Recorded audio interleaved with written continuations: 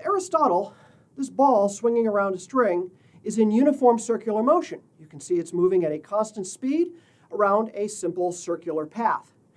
Aristotle would have claimed that this object is not being accelerated at all because its speed isn't changing. It's neither speeding up nor slowing down. But Newton had a completely different view. Newton said that an object only changes its direction or its speed in the presence of a force. Well, the speed is constant, but the direction is constantly changing around and around as we go. Once up, once down, once left, once right, and all the way around the circle.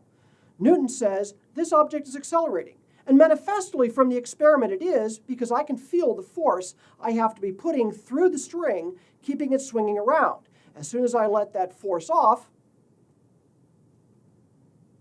it just basically falls back down and stops moving.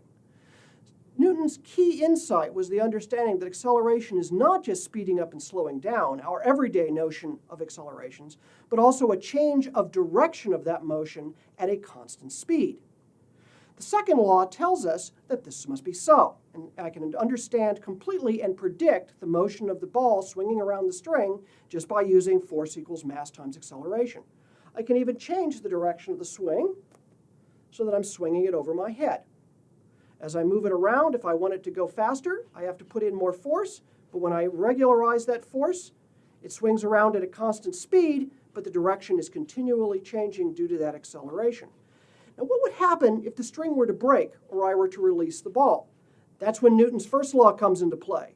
In the absence of forces, the natural tendency of an object is to move in a straight line at a constant speed. And there it goes. It doesn't follow the arcing path that was impressed upon it by my accelerated motion. It flies off in a straight line at the position it was moving at the time that I let go of the string.